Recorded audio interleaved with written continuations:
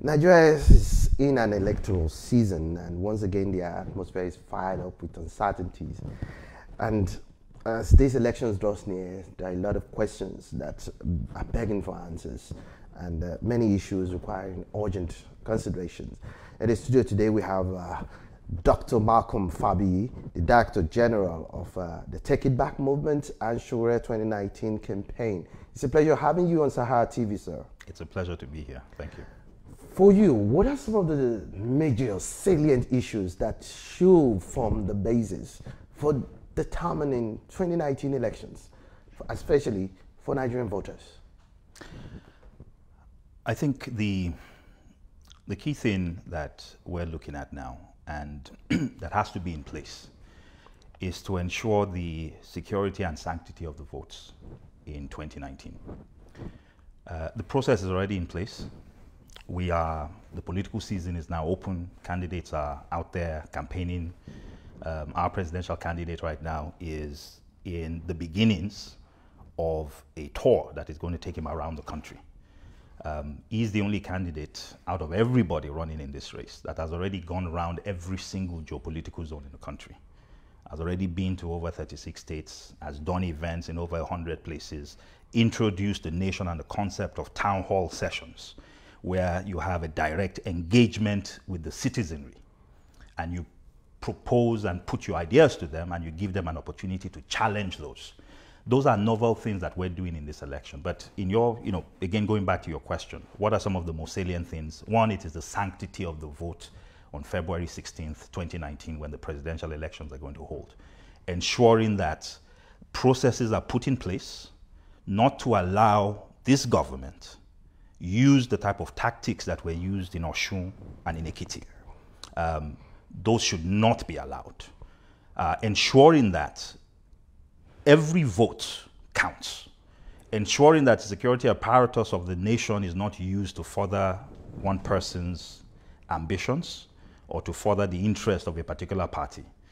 And to ensure that the traditional approaches to politics, where parties like the APC and the PDP start using thugs and thuggery to try to steal the elections from the people, that those things should not certainly be allowed to happen on February 16, 2019, and for the elections that go beyond that. Now, taking into that, because one of the issues that you have just cited has to do with the neutrality and the capacity of INEC to conduct a free, fair, and credible elections. Correct. Many are actually calling INEC to questions as far as that is concerned, because having observed past elections that this INEC has actually conducted, there's been flagrant rigging of elections, and not only that, some elections have actually been declared inconclusive.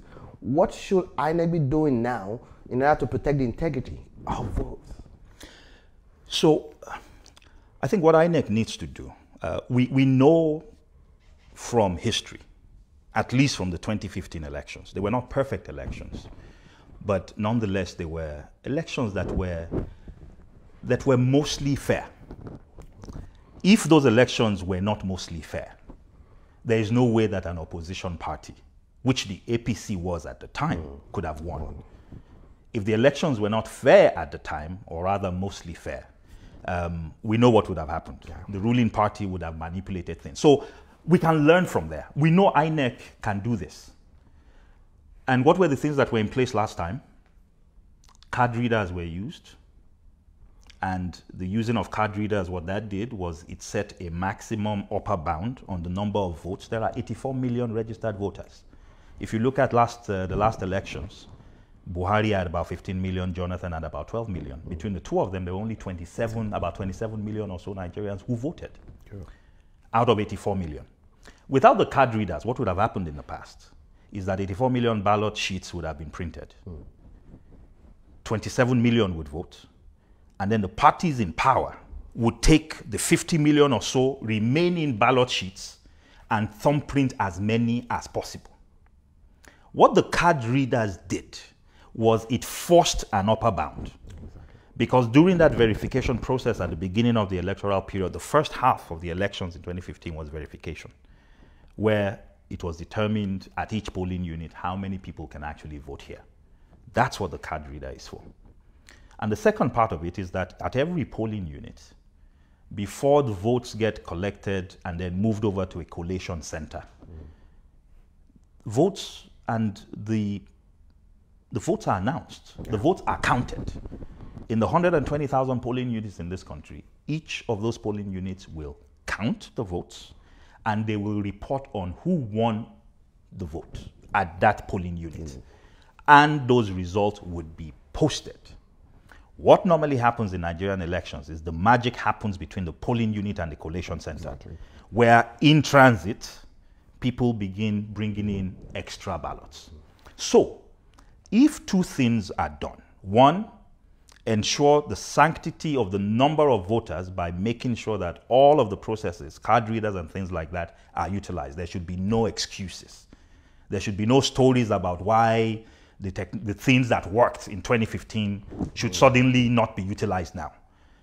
Secondly, if votes are counted, then all Nigerian voters should be allowed to do what was done in 2015, which is take pictures of those results, send them to places, and we're going to be part of a group that is going to ensure that from across the 120,000 polling units, that results are going to be coming in. We're going to ask our people to go in with their cameras, to go in with their smartphones, to take pictures, and we will collate from every single polling unit what those results are, so that we have an independent way of verifying what actually happened. So while INEC is giving us their results, we will also be giving and collating the results that we receive from our people on the ground. That was part of what happened in 2015. Part of the reason why INEC could not rig anything in 2015 was that the results were already known. Outlets like Sahara were actually independently reporting on the outcomes of those results. Those types of things. So citizens must also take charge. Okay. We're not only leaving this to INEC. Citizens must also be a part of the process. Good. Now, that is syndrome now, the vote buying syndrome, yes, which was predominant in the last elections conducted in Ekiti as well as Osun State, and which has called to question the sanctity of some of this vote. I mean, it was so prevalent in those elections, and it's become worrisome. Yes. And INEC said there's little they can do as far as that is concerned without, the security agencies themselves. Coming. What should be done in that regard? In fact, recently, just 3 months to the election, the government suddenly came up with what they tagged social intervention funds, which is interpreted by some of the opposition to be a ruse to buy votes from the suspecting and deliberately impoverished masses. What do you think should be done to prevent vote buying? Okay. So you've asked a very important question, and I'll break it up into 2 parts. I'll take the second part first, which is this so-called social intervention program. What the government is doing with that is they're essentially trying to buy votes with 5,000 to 10,000 naira. When they give you those monies, they ask for your PVC number. If you're trying to do a social intervention that is supposed to help people economically, what does that have to do with their PVC numbers? Okay. Number 2, you've been in government since 2015. Is it now that you realize that there's a need for social intervention? So we know what they're trying to do. They're trying to buy votes. But here is what I would remind them of. It was not the party that spent the most money in 2015 that won. The PDP spent way more than the APC. Yes, the APC spent money. Yes, they used stolen money as well. But the reality was the PDP was in charge of the Nigerian treasury. So it's a lesson that they would do well to learn, that I think we should all recognize and be factual about it, that there is money in Nigerian politics. However, what 2015 has taught us is that money alone is not everything.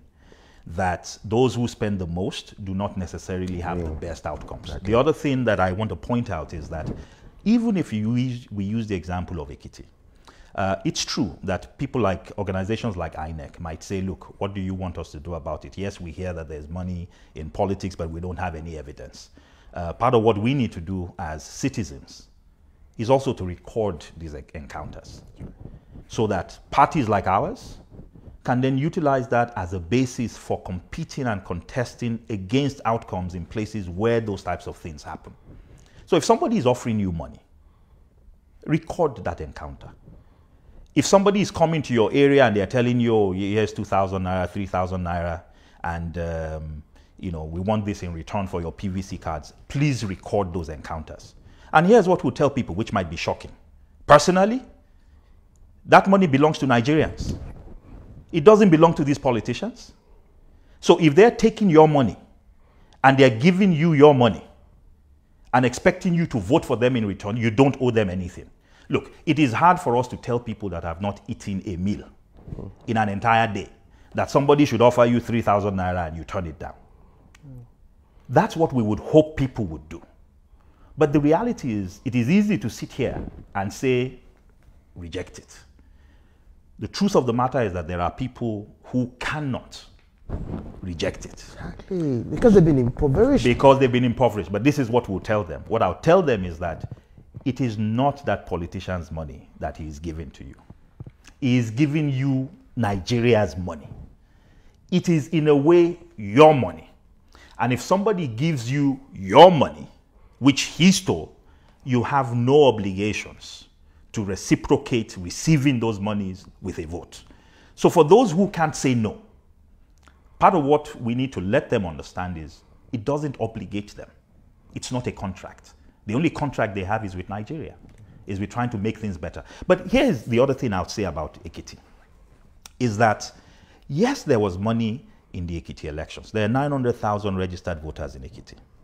As of the time of the Ekiti gubernatorial elections, about 700,000 of them had collected their PVCs. Now, if somebody has collected his PVCs or a PVC, that tells me that person is an engaged voter. But here's the interesting thing. When those Ekiti elections were done, between the APC and the PDP, no more than about 300,000 people voted. It means that the majority of people in Ekiti voted not to be part of the process. Because if you had your PVC cards by the middle of this year, you must have been very motivated to go out and collect these cards. So over 400,000 people in Ekiti did not participate in the elections. And there's nobody that lives in Ekiti that would say they didn't know there was an election taking place. It was in the papers every day. So the bottom line is, yes, there's money in politics. The party that spends the most money is not necessarily going to win. Nigerians must understand, those who can't say no, that it is their money and they are not obligated. Even if they do collect the 2,000 naira or the 3,000 naira, they should not sell their future for that amount. They can still choose who their conscience asks them to vote for. How about the security agencies themselves now? I mean, this vote buying thing has been done in connivance with the security agencies. They themselves were understanding that the police were there when these things were happening, and they never did anything. Doesn't that call question the integrity of the security forces themselves? The answer is it does. It does call their integrity into question. But the reality is that we don't expect any miracles to happen between now and the elections. I think if one wants to plan and strategize, you have to assume the worst case scenarios. So we would hope that the security agencies, the INEC itself, and all the other agencies that will be involved in these elections would be as committed to moving Nigeria forward as all the rest of us are. The reality is that might not be the case. So our plans and programs are to put things in place that presume that the worst will happen. Now let's look at, while commenting on the Ekiti issue earlier on, you mentioned the fact that a lot of people, a lot of voters were actually committed to not supporting the process. In fact, they never voted, so to say. I mean, that's his voters' apathy, which is one of the issues that should be, I mean, we should be concerned about. I mean, apparently, many are concerned basically because they feel that their votes will never count at the end of the day.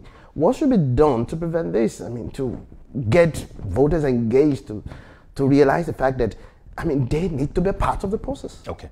So I will separate. So for me, voter apathy means complete disengagement from the system. The example I gave you in Ekiti was that there were 900,000 registered voters and 700,000 had collected their PVCs. Yeah. Somebody who had collected a PVC as of June is not apathetic. Apathy is complete disengagement from the process. they were not disengaged. But they never voted. But they didn't vote. So here's the thing. I will vote if I believe I have real credible options. Could it be that the 400,000 people who didn't go out were voting with their refusal to go out? That this idea that we should always choose the lesser of two evils, this idea that we have no options, this idea that even though we know these two parties are thieves, we must still go out anyway and support them. People have a right to decide that, no, I'm not going to be a part of this process. That's what I believe we saw in Ekiti. And that is also partially what I think we saw in Osun, where the Osun elections were forced into a rerun. Why? Because a substantial chunk of votes went to a third party. Enough went to that third party to actually force the process into a runoff. The SDP in that particular state came third. And eventually, they went into a runoff situation, which had never happened before. Certainly in the history of elections in Osun State itself. And what it shows us, what I think it's telling us is that, one, Nigerian voters are really engaged. If 900,000 people in Ekiti are registered voters, if 700,000 as of June had collected their PVCs, they are politically engaged. But it's also telling us that Nigerians will not waste their time for something that they think will not lead to any type of change. So our job as people offering a credible alternative is to make Nigerians understand that we offer something different, that we are not the APC and the PDP. They understand that. But part of what they also want to believe, part of what they need to be convinced of, what they're looking for, is to know that, look, we're not just going for change's sake. We've done that before. We went for transformation in 2011 with Jonathan. It led us nowhere. We went for change in 2015 with Buhari. It led us nowhere. So some chanting of a mantra of transformation or change. Nigerians have heard it all. Let's look at another issue, and that borders on the economy. At present, Nigeria's economy is in a comatose state, so to say. The economy, technically, though they said it has been out of recession, in reality it's neck deep in economic depression. Looking at the statistics and the indicators, we have millions of jobs have been lost recently. Thriving businesses have closed down. External debt profile is growing at an alarming rate. Nigeria has fallen from the height of the biggest economy to the poverty capital of the world. I mean, it's all these indicators are pointing in the negative directions. How did we get here in the first instance? And do you think this regime have the program or policy framework to resuscitate the economy? If not, does the current, your party, for example, as a credible alternative, so to say, what are you doing to take Nigeria out of poverty? So I think the economy, even more than the security failings of this government, has been monumental. Their failings in the corruption sector have been immense, disappointing. But I don't think there's anything as disappointing as what this government has done with regards to the economy. You're in a recession. A recession is similar to a patient being in cardiac arrest. All your systems are shutting down. For 6 months, Buhari did not announce a cabinet. For 6 months, in the middle of a recession. What that tells you is, one, they had no programs. Two, they have no sense of urgency. Three, they had no ideas. For 6 months. And then after the 6 months, when the cabinet was announced, it was the same old faces. So here are the realities.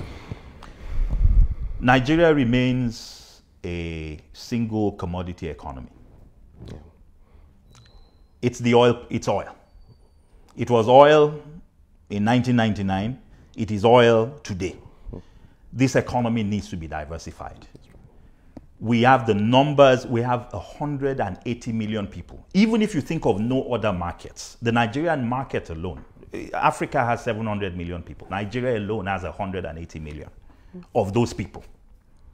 So our numbers are immense. This is a huge, significant market. Yeah. We have the housing deficit alone in this country is about 17 million housing units. If all you did was put in an enabling environment to build those 17 million housing units, that is enough to just help an economy take off.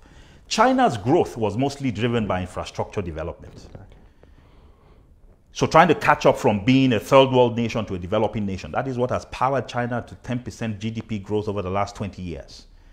Our deficit is even more significantly backward than China's was in. We have issues in housing, as I told you, 17 million units. Building each of those units is going to put in, by the time you build 17 million units over a number of a couple of years, that is hundreds of thousands of jobs. That is significant growth just within the construction industry itself. In terms of roads, part of our plans is to double the road network in this country from about 20,000 kilometers that we have throughout the entire country to about 40,000 kilometers over a 4-year time frame, is to double the rail network that we have from 3,700 kilometers of total rail network in this country to about 8,000 kilometers over the next 4 years, is to take power from 5,000 megawatts to about 24,000 megawatts and make up the deficit that we currently have. Making those things happen will significantly inject growth, will significantly boost this economy. So the truth of the matter is there is no reason, there is no excuse for Nigeria's economy to be where it is. The economies that should be growing at 1%, 2%, 3%, not even recession, are advanced economies where they've reached almost the zenith of anything they can reach, where the growth is already huge, that they can only make incremental improvements. What I'm describing to you are just, there's significant changes. We're saying power is at 5,000, power generation in this country is at 5,000 megawatts. It's been almost 5,000 for the last 20 years. Even though they've spent over $20 billion telling us that they're making improvements to the sector, nothing has happened. We have concrete plans to make that work. How are we going to do it? Some of it is going to be the government actually putting funds into it, and some of it is going to be public-private partnerships, where we're going to bring in people that are going to come in with the capital, with the knowledge, and all that they're looking for is an enabling environment that is corruption-free, that will ensure that whatever investments they put into the country can actually be utilized for the things that those investments are supposed to be utilized for. Dr. Malcom, another issue has to do with national security. In fact, the level of insecurity in Nigeria today has reached an unprecedented state with the killings of Nigerian military forces by Boko Haram. Then we have the herdsmen crisis. Yes. What is your party doing in this regard? What will your party do differently from what this government is doing with regards to national security? Absolutely. So the national security issue, so again, that is one of the most significant failings of the Buhari government. A lot of people had hoped that because Buhari came with a military background, he would have some understanding of how to deal with these issues. I think what has been demonstrated is that it's not your background, that experience alone is not sufficient. You must have the right kind of experience. These guys don't have the right kind of experience. So we will prosecute. So going to the Boko Haram issue, the part of the country that Boko Haram is in is not a swampy area. It's not a forest. It is open fields. It is mostly deserts. There are ways in which you can use technology, surveillance, drone technology, satellite systems, work with neighboring countries, work with agencies. I can assure you that as we're sitting here today, there are people who know exactly what is going on in Sambisa Forest. There are people who can see what's going on. What happened in Dapchi was a travesty. People traveled in open pickup trucks for 4 hours, drove into Dapchi, picked up 100 girls and drove out as if they were going on an excursion. Are you telling me that in a country that has Air Force, police, Navy, Army, that nobody, in those 10 hours in which they carried out that operation, nobody saw these people driving to and fro with over 100 girls? So we would certainly prosecute it differently. We would leverage technology, we would leverage partnerships, and we would work with people around the world who are serious about tackling terrorism. On the farmer herdsman crisis, the truth of the matter is that that crisis is actually an opportunity, and our party has something really unique there. Nigeria has 20 million cows. Part of the problem that we have is that those 20 million cows, there are three things that have happened in the last 10 years that are leading to an to an increase in that conflict. Climate change has reduced yields across Nigeria by about 10 to 20%. Yeah. What that means is that 20 million cows walking around the country looking for grass and water are going to see 20% less grass and water than they used to 10 years ago because of climate change, number one. Number two is that traditionally, most of the cows in Nigeria graze for extended periods of time in the northeastern parts of the country. The northeastern part of the country is where Boko Haram is. So what has happened is that 25% of the country, the Mambila Plateau area, the Adamawa area, the Taraba area, the Bauchi area, the Sambisa Forest area that are grazing lands, 20 million cows now avoid 25% of the country. Because if you take your cows in there, Boko Haram is going to basically take everything from you. So part of the problem is climate change has taken down yields by 10 to 20%, which means less water, less foraging fields to graze on. 25% of the country is out of bounds. What's going to happen? You don't need to be a rocket science to know that what's now happening is more intense competition between cattle rearers and the farmers who are finding their lands being run over by more and more cows. What is the solution to that? There's no solution other than commercial ranching. We cannot have a country where 20 million cows are roaming all over the place. In other advanced societies, we should have ranches. Nigeria still imports milk. With 20 million cows, you should not be importing milk. You should be selling, you should be producing milk. You should be producing milk products and sending it out. With 20 million cows, we should not be importing one single piece of meat into this country. We're still doing that. Why? Because they're scattered all over the place. Why can't we have a milk industry? It's simple.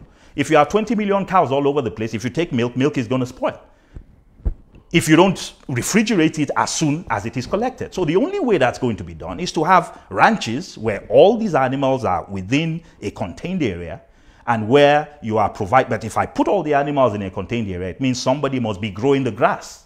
It means water must be available.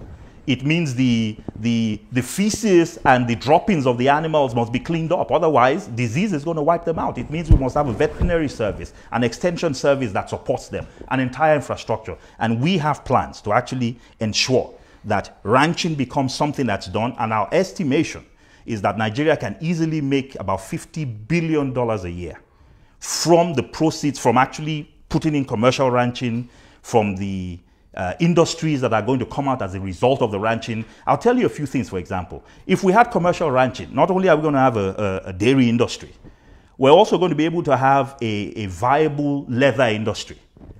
There's an entire industry around the bones, the fats, the tallow. There's an industry called the rendering industry that can easily yield another $10 to $20 billion for the country if we actually had that. And more importantly, if I take the droppings from 20 million animals, I can generate about 700 megawatts, almost 1,000 megawatts of electricity using something called digestion, a process that is utilized almost everywhere in the world. So not only do we avoid crisis, but we can actually create an industry that is almost hundreds of billions of dollars in terms of the returns it can bring to a country. Adding another $50 billion or so in revenues to a Nigerian economy that is now estimated to be about 500 billion. And that is a 10% growth by turning something that we currently think is a problem into an opportunity. Let me ask one final question. A major argument given by the people who agree with your politics and policies more than they agree with the mainstream political parties, APC or PDP, but are using their time and energy now to elect them, is that there is a very remote chance that your party candidate could win this election. Do you really think your party can win in the forthcoming elections, and how prepared are you? Oh, absolutely. We believe we can win. And we believe we can win for a very simple reason. Right now, every independent polling that we have done tells us that we're amongst the three candidates. So when people are talking about serious candidates, there are many candidates, and we're really excited that a lot of young people have also come out. The number of young people that have come out shows you and tells you that there is an absolute belief that the establishment, the old order, has completely failed us. So we're not only talking change, we are doing change. We established our own party. I just told you that that party is going to be running almost 300 candidates across the whole country. So it's not just the president, there's a National Assembly that needs to be dealt with. There are state-level offices, governors, local government chairpersons. Development must be spread across the range. So when you ask me, are we ready for the process and are we prepared? Here's what I'll tell you. I'll tell you that our candidate is the only person that has gone to every single state, going around this country, doing it again over the next 3 months before the elections. We recognize and realize that the only way we're going to be taken seriously is when we take our message directly to the Nigerian people. And we're doing that. So we're organizing, we have a party that is a platform that is ours. We're not having to borrow anybody's party. It gives us the ability to ensure that our message and our ideology is not diluted. Because you have a situation now where somebody can be in APC tomorrow and the next day they're in PDP. So you ask yourself the question, what is the real difference? So we believe there's a difference. We believe ideology is important. We believe that our commitments must be such that we can make them and stand by them. And we don't want the excuse that, oh, we're sorry, but the party we went to wasn't one that could enable us to actualize the things that we have. So we're doing the work.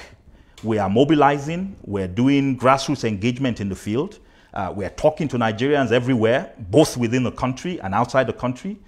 There's a strong diaspora element to what we're doing as well, because a lot of the Nigerians outside the country, if you ask them where they would rather be, they want to be here. The only reason why they've left is because Nigeria has not provided enough of an enabling environment.